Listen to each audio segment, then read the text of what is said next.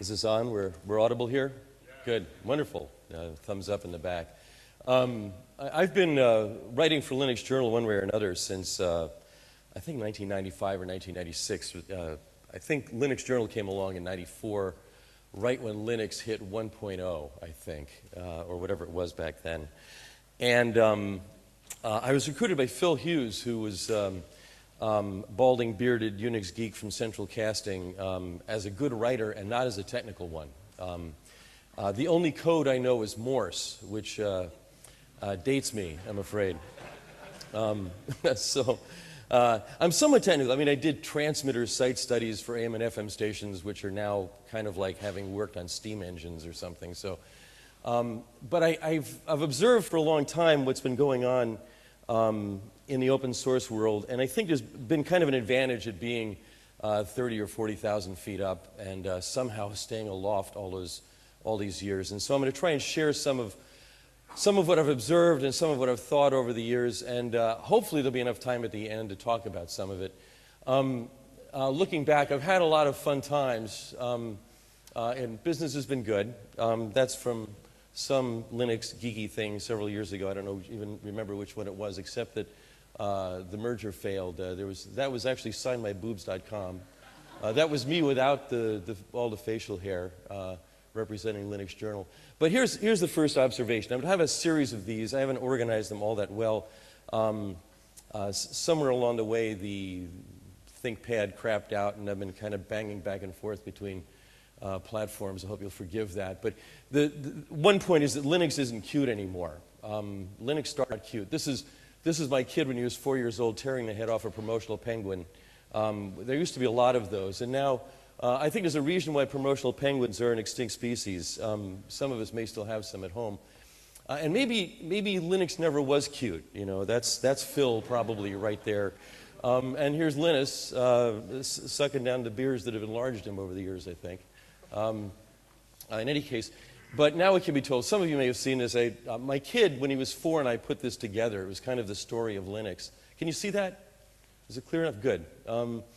It's the true story of world domination. There's this toy called Penguin Pile-Up. I don't know if you've seen it. You have to balance a bunch of these little itty-bitty penguins that are about an inch high. But if you look at them really close through a camera that'll get up really close, it's kind of like looking at an ant. They look kind of innocent at a distance. You get up close, and they look really malicious and strange.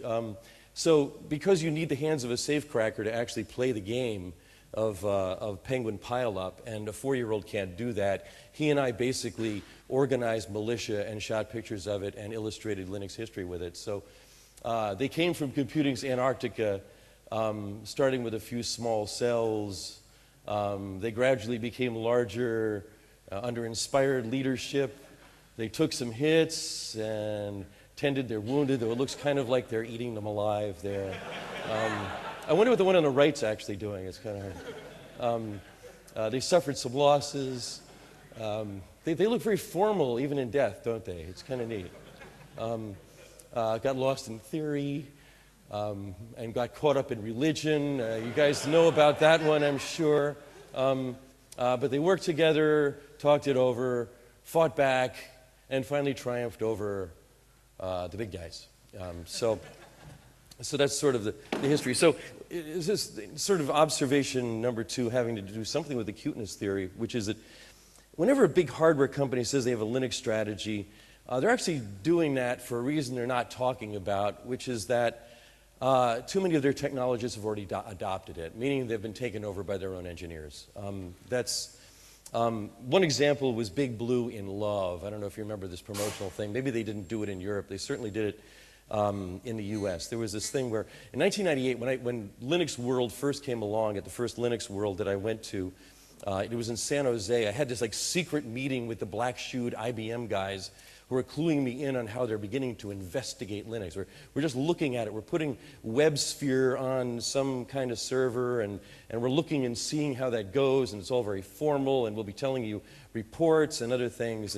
And then at the next one, in 1999, all of a sudden, I'm meeting in a room full of IBM people, and they're all Moonies now, and they're all crazy about Linux. And I ask, well, what happened with you guys? They said, well, we did a survey, and like any large company, they don't actually go out in the world and do a survey. They survey one division. It's kind of like, well, let's see what we're doing. How are you in there?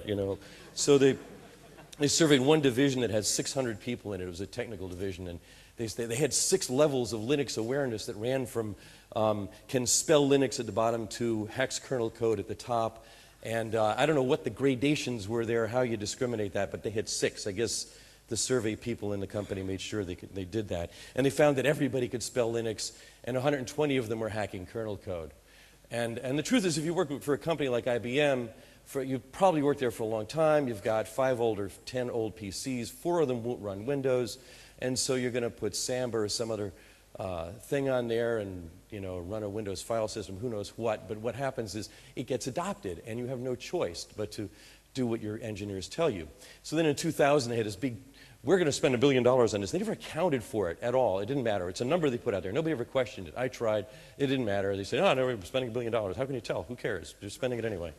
So, of course, they spent it on advertising, and they spent it on really spurious marketing campaigns. So they had this peace, love, and Linux thing where they actually defaced the streets of cities with these emblems that show the peace symbol and then love, and then a little penguin, which, this is before 9/11, I think it was April 19th, 2001. After that, it would have been considered, after September, a terrorist thing, and they probably would have been hauled in, and some blue people with black shoes would be in Guantanamo now. Who knows?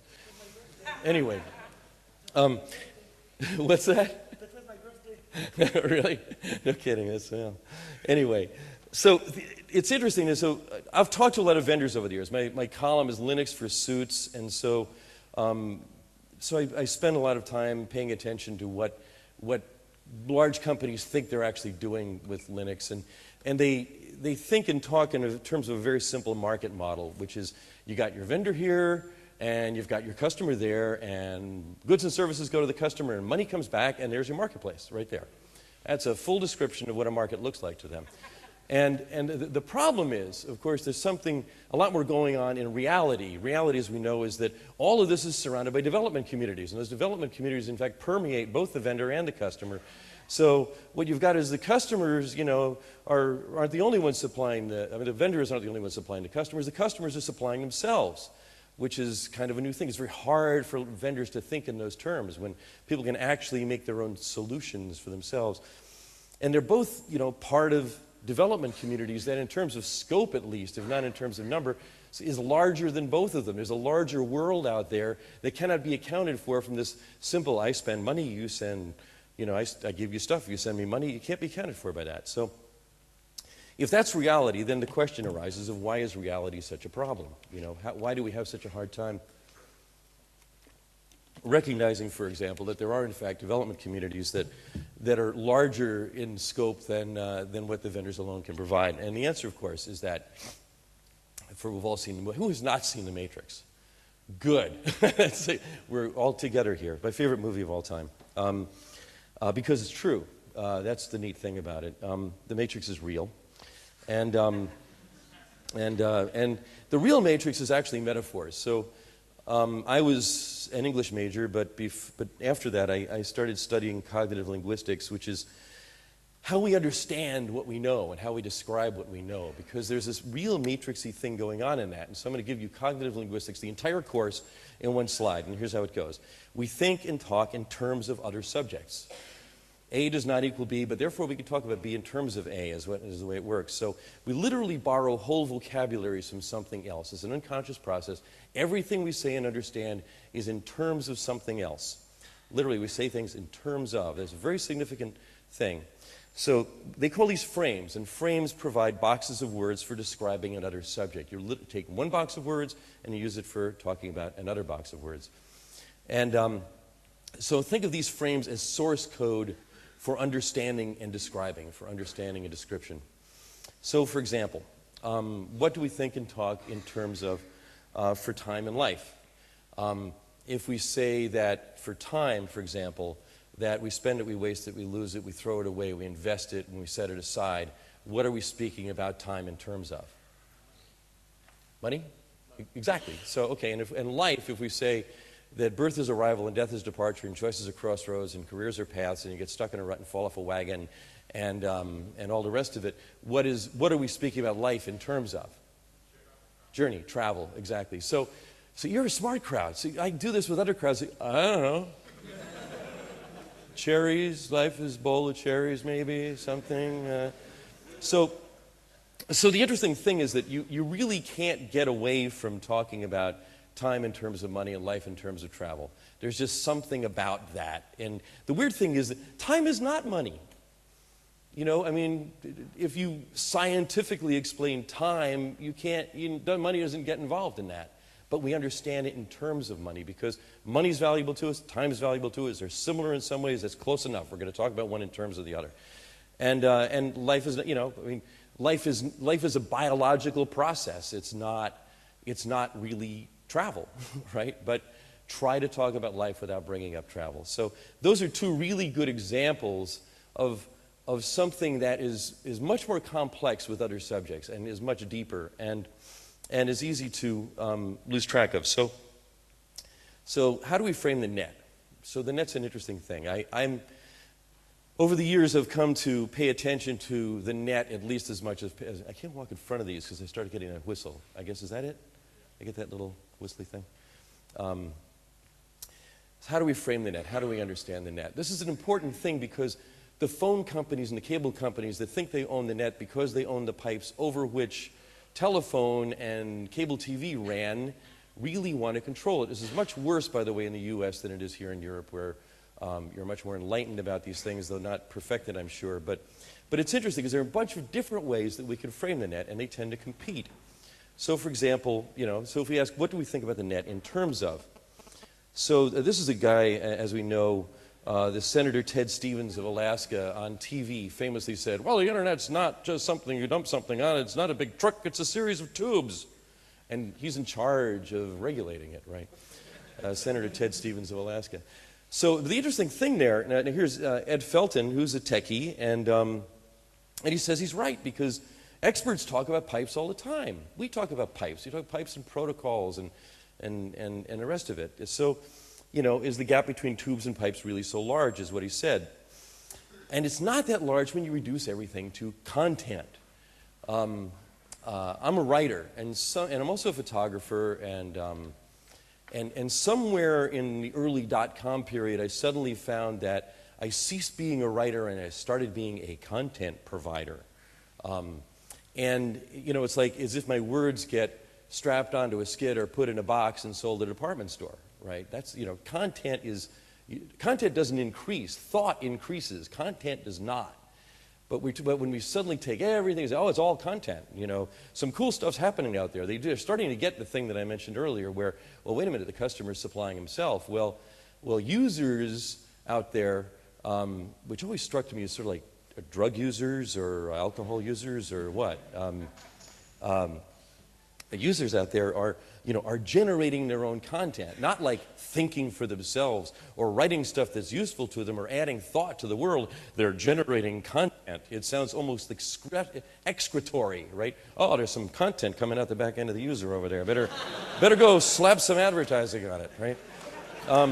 It's the silliest thing. So, bend over, give me some content, son. What you're saying doesn't make sense. You got to pull your pants down. Give me something I can use. You can put some on the flowers over here. Anyway, so we commonly use at least 4 metaphors when we talk about the net. And so when we move content through a medium or pipes and so forth with a transport protocol, we're saying it's a transport system. And when we architect and design and construct and build these things called sites that have locations with traffic and they have domains, and we're looking for something sticky happening there, and we hire builders and architects to put them up. We're saying that it's real estate.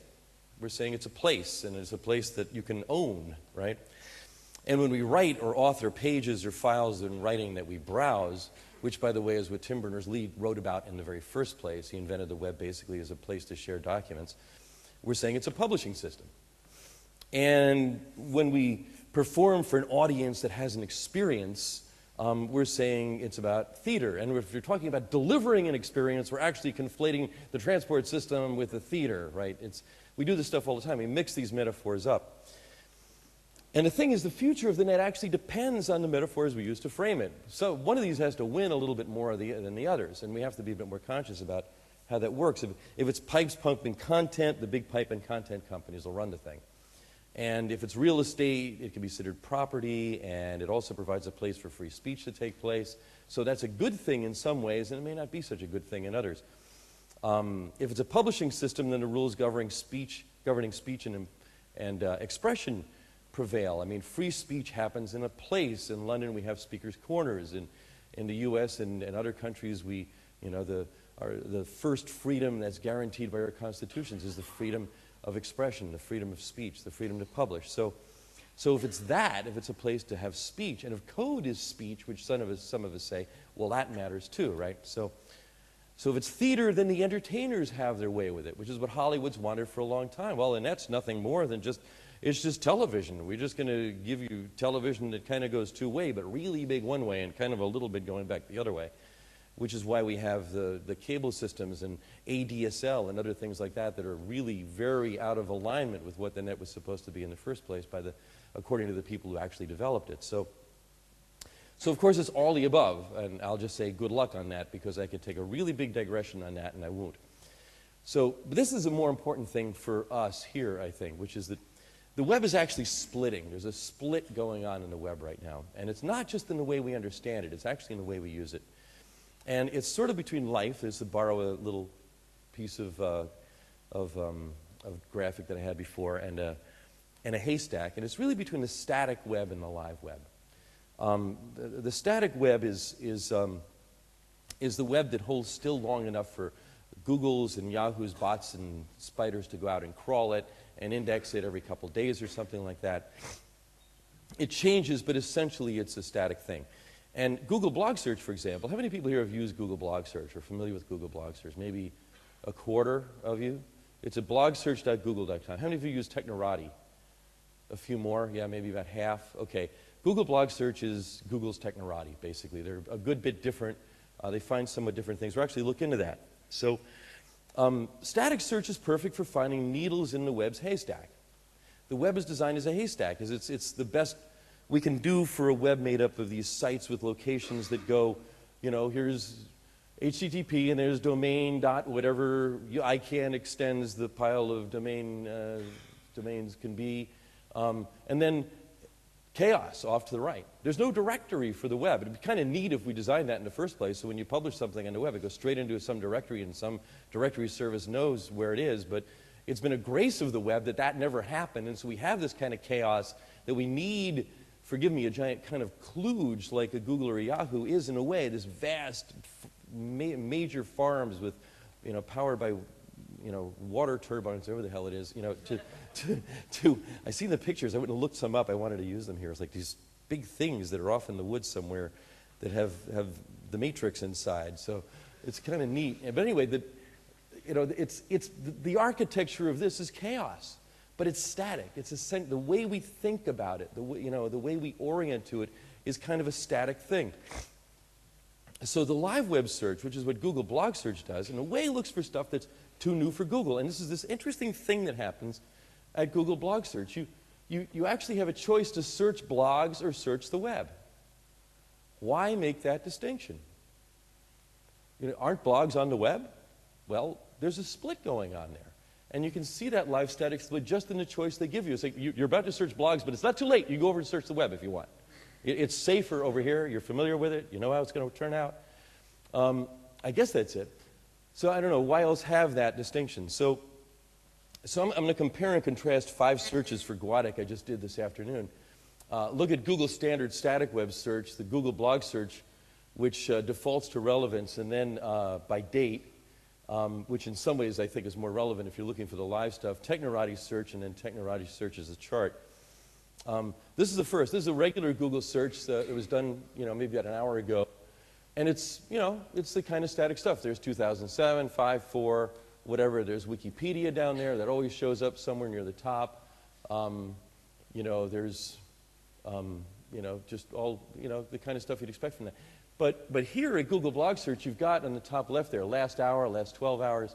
And this is the relevance search.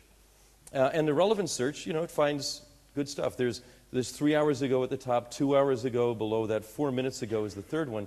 The next one is sorted by date, which I think is a better default. But the most recent one is just 3 minutes ago at that time, or 4 minutes ago at that time, for Carolina's blog. And then there are a bunch of others that are right in there. The interesting thing is that I know this is the case for Technorati. It's probably the case for Google Blog Search as well.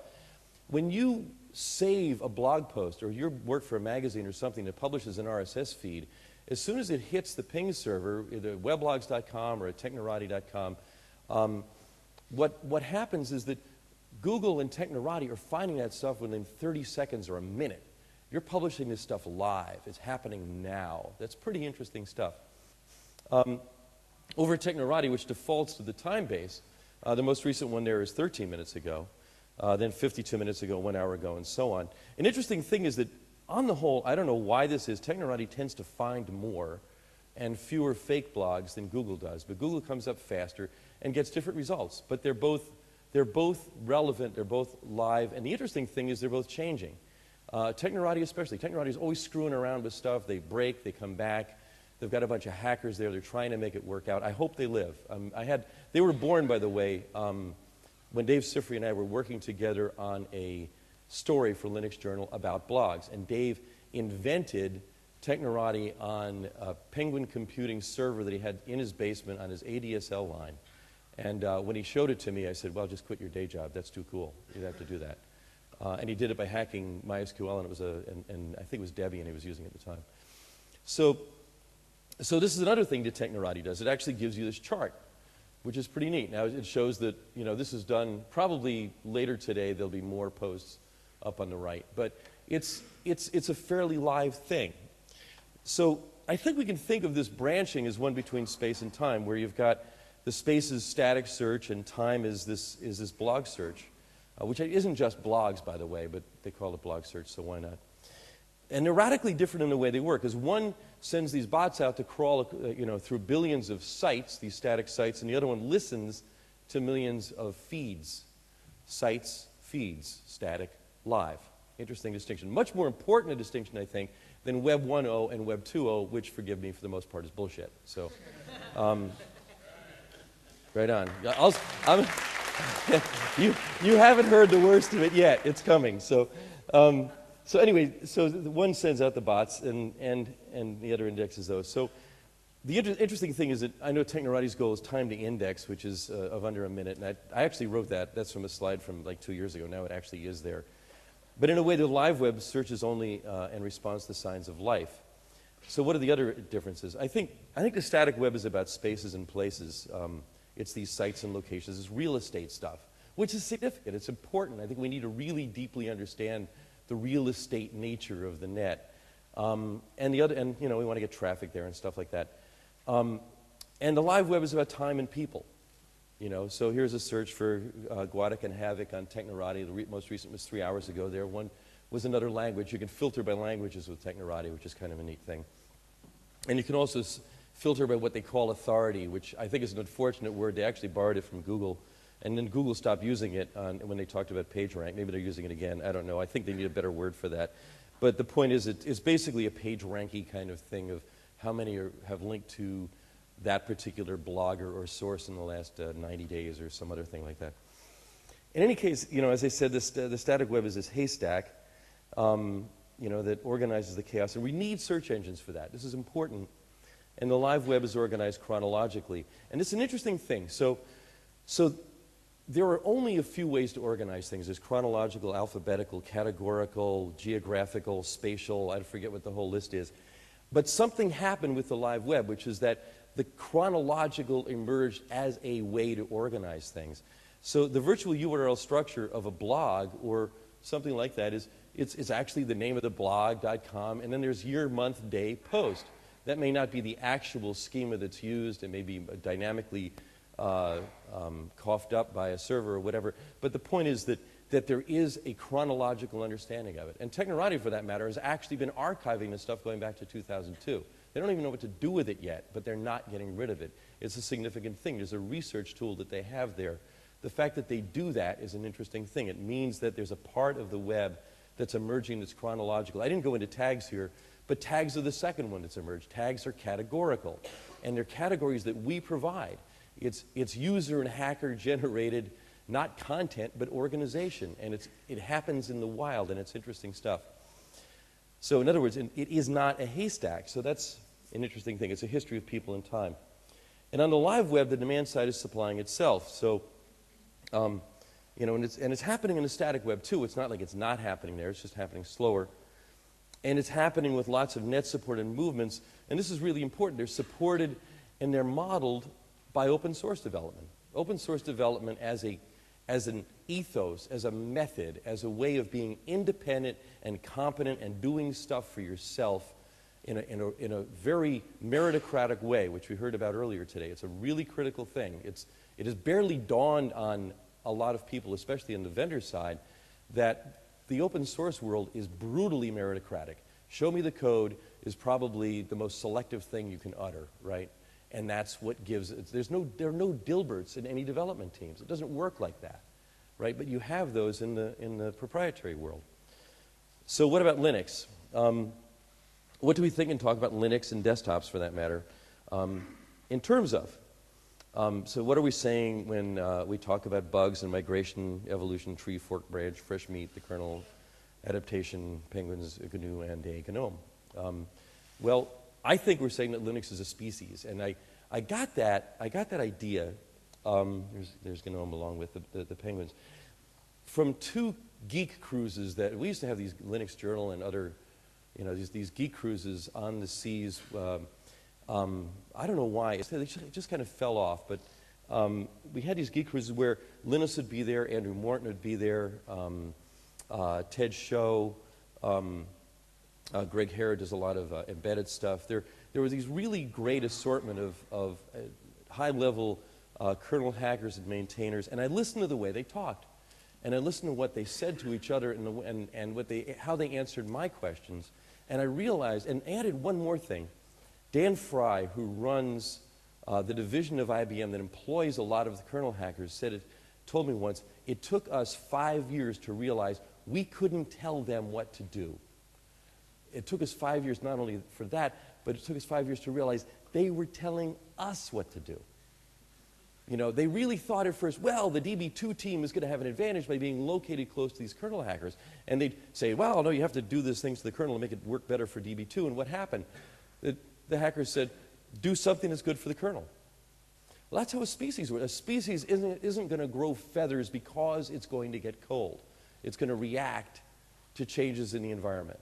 And that's what I kept hearing that from Andrew Morton, especially. You know, he's saying, no, well, we make changes when they're really necessary. We stamp out bugs, we put in patches, we keep fixing things, but we're improving the kernel. And then Linus was at several of these things, saying, half his answers were, I don't care because that's user space. I don't care about user space. I care about kernel space. And this division between kernel space and user space I thought was really interesting. It's like the difference between the DNA of a creature and the world that it lives in and the others that it has to interact with. So I wrote that, and it was kind of speculative. And then Greg Crowell-Hartman, who's a maintainer on device drivers and a really cool guy, wrote this, which is very nice, that even though I didn't debug his spelling of insightful, I couldn't bear to do that, but that's what he wrote on his blog. And several others have come back to me with that. So apparently it struck a chord. I'm not saying, you see, it's not literal. It's literally a species, but metaphorically, it's like a species. There's Greg right there. So I think that Linux is a natural building material, like granite or wood. Now, a few years ago, Phil Hughes, who was our publisher and the guy who created Linux Journal, was at my house, and I had this Linux box, and frankly, I don't know shit, and he knows everything, and so I was trying to make it work, and it took him less time to fix whatever problem I had than it took him to insult the tools that I was using to fix the problem. But I listened to what he was saying, and I realized that the language he was using was right out of construction. And talking to him over the next several days then, when he was staying at our house, I realized there's this kind of vector there that where what's happening to the software industry, and open source is driving this, is that it's turning into the construction industry. It's growing in that direction. So, but Linux is just one form of building material among many. And what's happened is that the LAMP stack, which used to be La, I think, early on, probably, is now like 500,000 letters long. You take SourceForge and all that Google's doing and all these other code repositories that are growing, and it's huge. The portfolio of building materials we have now for making almost anything is really just about endless. And this is a big change that I've seen in just the last year even, that so many startups are occasioned by somebody saying, I know we can do this because we have the materials to make it with. We can find them in the wild. We can go grazing and find the stacks of open source material we need in order to build something. And I think the LAMP, whatever it is, a zillion letters stack, is actually a new breed of building material. Because, granite and trees, the things in the physical world, things here, plastics and so forth, are composed of the periodic table, basically. We have a limited number of ways of putting them together. Nature does miraculous work with it. It's kind of a limitless variety. But on the other hand, there's a finite quality to it. But code is built by the human mind. That's very, very different. And I think that it's what we call NEA, and it's a term I came up with, and some others have used it, and I thought I'd share it. It's an ideal. It's not necessarily truth in fact, but in a practical sense, when you're creating open source code, you want something nobody owns, everybody can use, and anybody can improve. And that last thing is really what makes a difference. You can argue with the particulars, but that's what makes a difference. Anybody can improve it. That's having that code out there for anybody to improve means there's no limit to what can be done with it. No limit to what the human mind can do. And that's what makes code different than matter. There's this other split between life and what's static there, and even more free for that matter. So those are some insights I've been kind of trucking along that I thought I'd share with you for from the last several years of Linux Journal articles that sort of compresses some high points. These are some other thoughts in no particular order, which we can talk about if we have time. One is that I think developers scratch their own itches for a living and not users. I think I've been hearing people complain and implore developers forever to please care about users, please care about users. Pity the poor, pitiful users, they need help and so forth. And I don't see much of that happening. And I don't think there's anything wrong with that. But I think what happens is that the important thing is that developers are in fact users, and in the fullness of time, I got this from Andrew Morton actually, in the fullness of time this will happen. But it's going to be species-like. It's not going to be, there'll be evolution and adaptation, but it's not going to be this sudden rush to kind of fix it all. It's a good cause, but it's also a stretch. Another one is trees do not grow to the sky. This is my wife's line, and she's used it about a great many things. She's very successful in business, or was, and then we had a kid, and now it's up to me, more or less. But anyway, it's an important point. IBM didn't grow to the sky, Microsoft didn't grow to the sky, and I hate to say it, Google will not grow to the sky either. A lot of us are, and not just here, and I'm not saying this is about here, but the financial markets especially, people who look at the success of Google say, oh my gosh, they're going to take over everything. It's the new world. And I don't think so. And I like Google a lot, and I have a lot of friends that work there, and a lot of respect, enormous respect for what they're doing for the open source community. But Google needs competition, and it needs failure, because competition makes us sharper, and failure teaches what success can't. I have a cousin whose son, so he's my cousin once removed. His name is Andy Heck. He's now the offensive coach for the Jacksonville Jaguars. When he graduated from Notre Dame, he'd had like 4 losses in his entire life as a football player. He was the captain of the Notre Dame football team. He was the captain of his team in high school. He played 3 or 4 sports. He'd hardly ever experienced failure. And his father told me at the time, I really want him to have a hard time because he's never really experienced that. Well, he did. Until he was 13 years in the pros. I don't think he was ever on a winning team, and it probably helped his character. He was an all-pro player, but he just never was on a successful team. I think failure teaches, and Google has been cursed by an absence of both. And And that's not Google's fault. I think it's the fault of Microsoft, and I think it's the fault of Yahoo, and I think it's the fault of anybody else who comes along that can't really compete with them. They're doing too good a job in a way, but I think somebody really needs to compete with them to give us choice as well. The next one is Web 2.0 is what we'll call the next crash. This is the Web 2.0 point that I brought up earlier.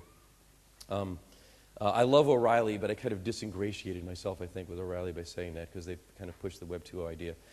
I actually think it's stage 2 of the first crash. And I say that because the dot-com crash was fed by this advertising fantasy. Whenever something new comes along, there's always this projection that we put on it from what we're familiar with. Cars are the iron, railroads were the iron horse. We know horses, so railroads are going to be just like that, only with wheels, right? No, it's going to be different. And cars were not like railroads. And what the internet is not like anything. That's a problem. The universe isn't like anything. There's this old joke that you have a test and it says describe the universe and give 3 examples. Well, you can't do that with the net, and it's really easy to project whatever we want on the net. But the difference this time is that the Web 2.0 crash won't be fed by advertising fantasy, which is what happened the first time, but by advertising reality.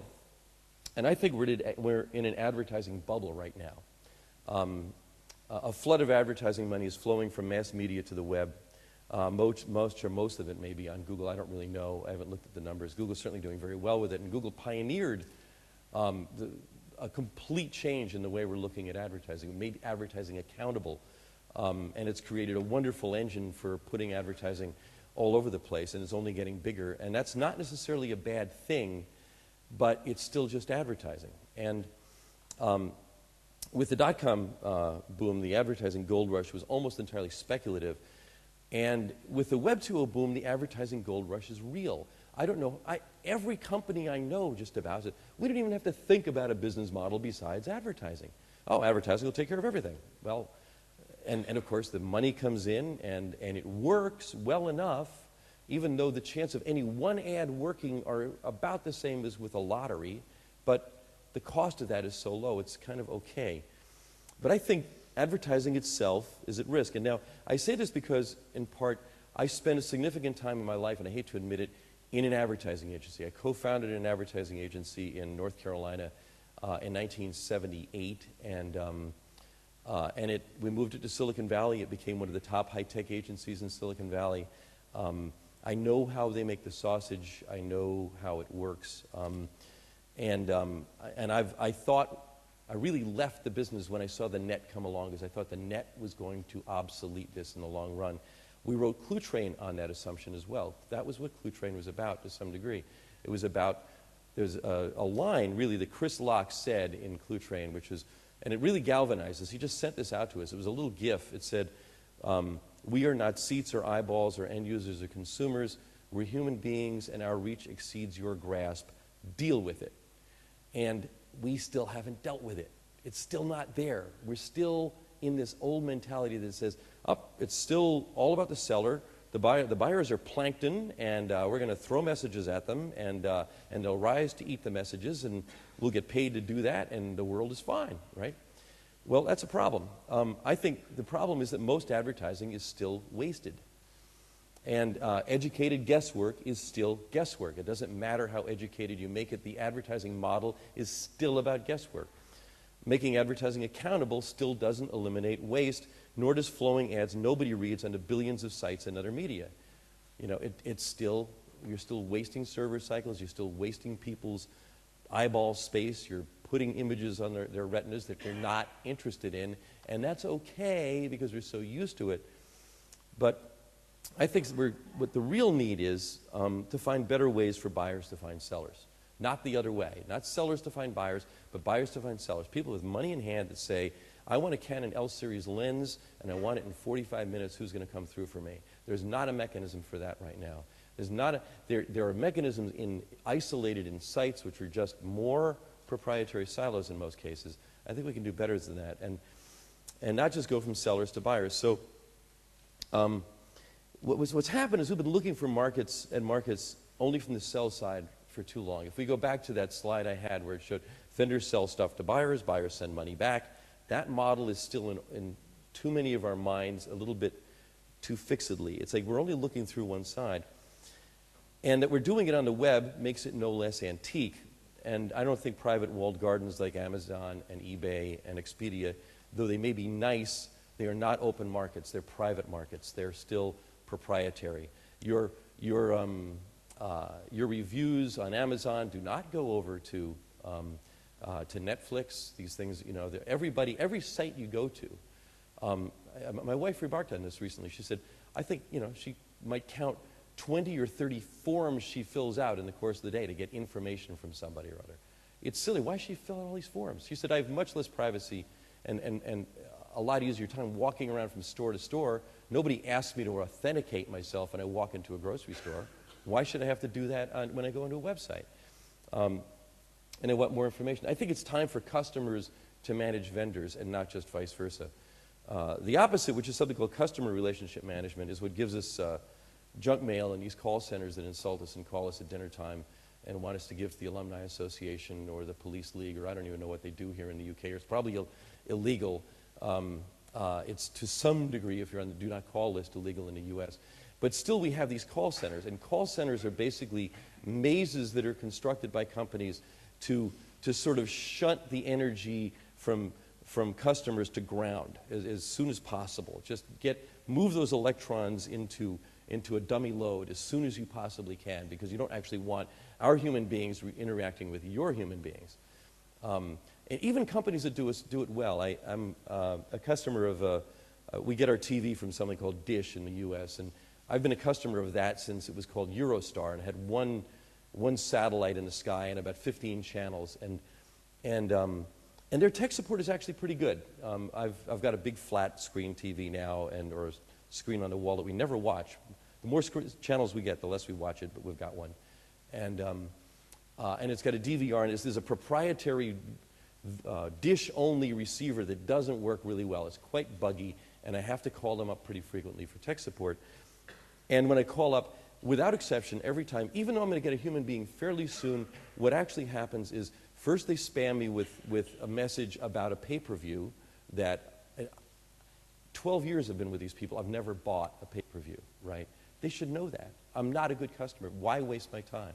You know, and the other thing is go to our website and do yada yada, right? And look, I'm calling you on the phone. I know how to operate the web, okay? I don't need that. And the thing is, they don't need, I would love a global preference that says, if I'm calling for tech support, I don't want a commercial message. And I would want that code carried along with me without giving my name away when I'm talking to people on the phone. So that's what we call vendor relationship management. So I think customers need tools both for independence from vendors and engagement with vendors.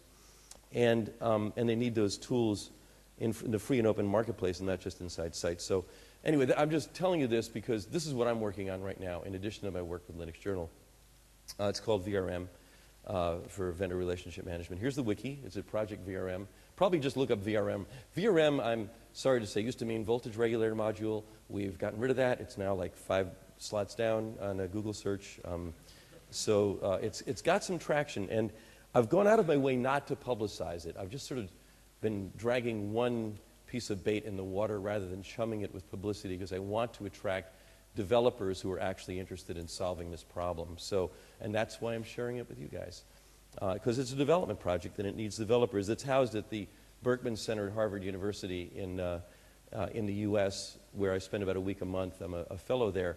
But the interesting thing is the strongest participation is happening here in the UK, and that's one reason I'm over here. I was at a meeting at the Oxford Internet Institute on Monday where some guys from London came up, and they're really taking the lead with this. There's a call every week that I'm not on because this development group, at least the conversation is taking off without me. I have to kind of like stay in front of the parade. But it needs people who write code. If you're interested, jump in and help markets help themselves. And of course, I'm still working for Linux Journal. I need some, you've got good stories, let me know. That's my email address, and thanks.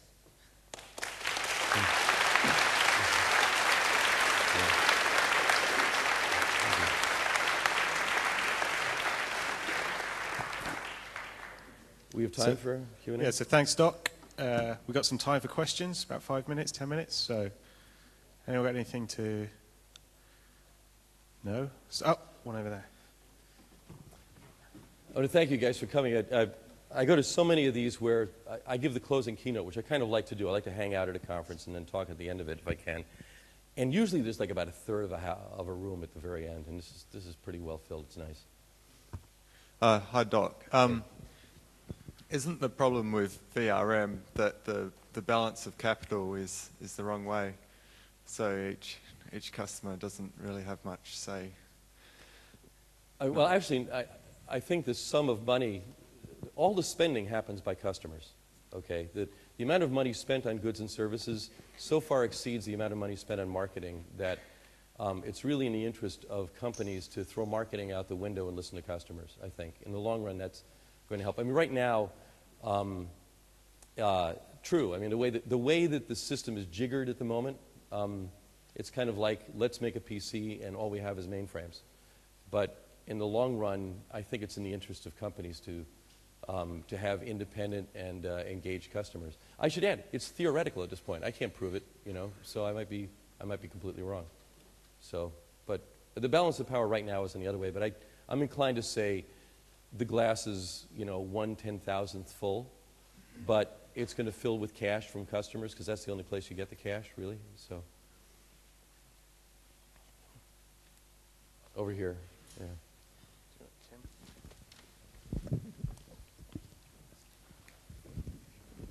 Hi. Less of a question, more of an observation, and sort of asking how you sort of perceive that. One of the general problems with things like Amazon and stuff like that, they spend a lot of time recording statistics on who's buying particular products, who buys one product, who buys another. But the thing they don't do is record when people searched for something and didn't find one or didn't buy it. How many times I've searched for a DVD and it just doesn't exist in the region I'm looking for. What kind of thing do you think on that sort of recording failed buys, in effect? Well, on the one hand, I think Amazon's a special case in the positive on the whole. Jamie Zawinski, who named Mozilla many years ago, I think back even in 96 or 97, back when Amazon was still early in it, he said everybody else should just like bottle up what they do because they do it really well, and I think they're still a leader in that respect. I don't know. I mean, I think that's a really interesting question. What are the failure rates in trying to find what you want? I would be more interested in what happens across multiple companies. And there, I guess you'd be looking at Google Product Search, which used to be Frugal, which I thought was a fabulous name, but, oh well, they get rid of it. So Doc, sorry to abuse my position as mic holder.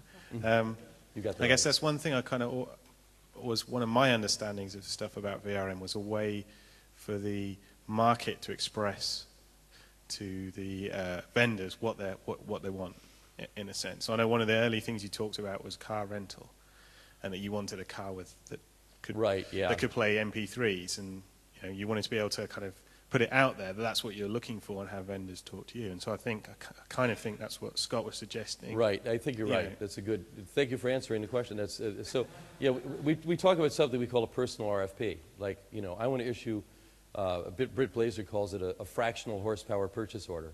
I want this DVD in this region, and who's got it? And it's not a matter of searching across everything. It's a matter of letting the market know without necessarily giving away a bunch of personal information that is a little too interesting to the CRM systems out there, but just enough, so that the people who have that can find you. How can we turn, Don Marty, who used to be our editor-in-chief at Linux Journal, called it the upside-down buyer's guide, where the buyers organize the sellers rather than vice versa. And we need to design that. So basically, it's a blank slate right now. Sorry, isn't this just what you were saying in the Clue Train manifesto, basically, that if you're an information business, you have to treat individuals the same way as you'd treat a large company? I mean, an order for information is the cost the same whether you're selling one piece or 100,000 pieces, but just that selling physical items now has reduced itself to the simple process of transferring some information. Yeah, there's a... basically, one of the things we wanted to stress in Clue Train is that And it's actually an advance on something that Peter Drucker said many years ago, which is that the modern corporation is only 125 years old. And companies have become ways of routing paychecks. They're not, what we have are individuals who want or offer stuff. And sometimes they're in companies, sometimes they're not. How can you help buyers find sellers? And it's a really great point. I mean, if you look at it at this sort of atomic level of it as a request for this, I want I'm in Denver for 2 weeks. I want a car. I'm going to ski. I want a car. I want a van that seats 6 with a roof rack and plays MP3 CDs. And I belong to these clubs. And I don't want the insurance deal, and I don't want the gas deal. And who's going to deal with me, right? That would, even if nobody does, it's interesting information. It's good intelligence for the company to know that somebody's coming along wanting those things. The way CRM systems are set up, they can only imagine a few things. They limit their imagination to the few things they offer and exclude everything else. And then when they do surveys, the surveys are almost always idiotic. How many people here have ever filled out a survey they thought was perfect and really got what they wanted? It doesn't happen. They're always bad guesswork. So, it's how do you individuate these things, I think. Is there a question over Yeah. Yeah. So what do you think about these things like these consumer flash mobs where people are organizing instantly to try and get low prices on certain things at like Best Buy or whatnot, or sites like Eventful where people can kind of demand artists come to their town in order to I think they're structured in what you're talking about. And I was just wondering if you could kind of comment on that in the way that consumers demand for lower prices or an artist to come play at a certain venue, and as long as there's enough votes, then the artist can kind of see whether it's worthwhile to come to that town and actually play and have a concert. I think they're great. And I think there's a lot, strength in numbers is a good thing. Creating these services and mashing up services between different centers of expertise that might be a site or a service that provides something. Chris Anderson, who's the editor-in-chief of Wired, just started something called booktour.com. It basically matches author. You can find out who's on a book tour in your town or within 50 miles and stuff like that. And it's a way of kind of a dating service for readers and writers. Those are all good things. What we're trying to do with VRM is actually focus on the individual. And it's just and part of it is a matter of discipline. What can we do to empower any one person to manage the markets or interact better in a better equipped way with any number of vendors in the marketplace. And part of that is to get out of the room all of the stuff that might, all of the stuff that says, well, you just have to keep improving advertising and you have to just keep improving the sell side to make it better and better and better, because I think that only gets you so far. So it's really a matter of emphasis. I think those things are cool, and VRM is probably in a larger sense about that, but in a specific sense, we're trying to focus on individuals. I would like to ask you, we're told we're at the end of the industrial period, and we're entering into the information society. And I personally think that we have, one of us have more individual and more belongings that we can handle. And now that we are going not to compete with our neighbors by having goods, but by having knowledge, will it change so that people will tend to consume less things? And what do you think will happen in the future? Because we cannot, no matter which kind of computer program you have, you cannot have it organize all your personal belongings. Thanks. I agree with you. I think, well, a couple things here. One is that no doubt we buy too much crap, and that's always been the case. But we have to, make distinctions. I think most geeks can't have enough of a certain kind of crap, right? So, I've blown through 3 GPS devices in this year. Now I'm using my N800 as my GPS. But I had two really fine Garmins and one Magellan. I left them on planes and I left them other places. Most kids have too much stuff. I actually have a bag I carry around with me that's a carry-on. It's full of nothing but electronics. It always gets stopped because it looks dangerous on an X-ray. Probably some of you have the same experiences. You just go a little early so we can go through the rectal search in the bag and make that happen. But to your first point about the industrial age and the information age, I think we're still very much in the industrial age now. It's very far from ending, and the flywheels of mentality and the flywheels of production. I think what we call consumerism is actually producerism, and I'm very opposed to the conventional use of the term consumer. That all my friend Jerry Mikulski calls a consumer a wallet with a gullet and wallets with eyeballs. Basically, it's in the Clue Train Manifesto we quoted him. He said we misquoted him, but I like the quote anyway. As a consumer is a gullet who lives only to gulp down products and crap out cash, and that's the way. And what Alvin Toffler, who wrote a number of books, but he wrote The Third Wave in like 1980. And in that, he talked about something we quoted in the Clue Train Manifesto, that he said we actually have this kind of an axe in our heads. We have this split between who we are when we work for a company selling stuff and who we are when we're at home and we're buying stuff. And it's totally schizophrenic. We'll talk about, trapping and owning consumers on the one hand, and then when we're playing that role, it's like we hate the companies that do that, and we'll play both those roles. I was talking to a really high-ranking official with one of the major retail chains in the U.S., and actually a very good one that's considered humane and that cares about customers and so forth. And he said, we always talk about owning the customer and controlling the customer. And I said, what's another word for owning a human being? He said, oh my God, it's slavery. Well, shit. And he said, but you know what? We also call our customers guests, and we also try to surprise and delight them, and we talk about all that other stuff. I said, yeah, but you're looking at them like goldfish in a bowl. They're not. They don't just shop at your store, and that's not. Nobody wants to be owned. You have to get that out of your head. And when he was asking about VRM, he said, well, what are we going to lose if we give up on our CRM systems and make them truly interactive with the human beings that come into our store? And I said, guesswork. What do you spend on guesswork? And he said, oh shit, we could save billions of dollars. I said, yeah, well, you might actually find out what they actually want too. It would help. So it was kind of interesting because he's almost there. But what is there? Because once you get there, an awful lot of what they sell is totally disposable and wasted. So here I am, drinking one of these, which is one of the silliest businesses in the world. But here we go. Okay, last question goes to Lefty. Thanks for a really interesting talk. I just wanted to pass a couple of things back to you that you might find interesting as well.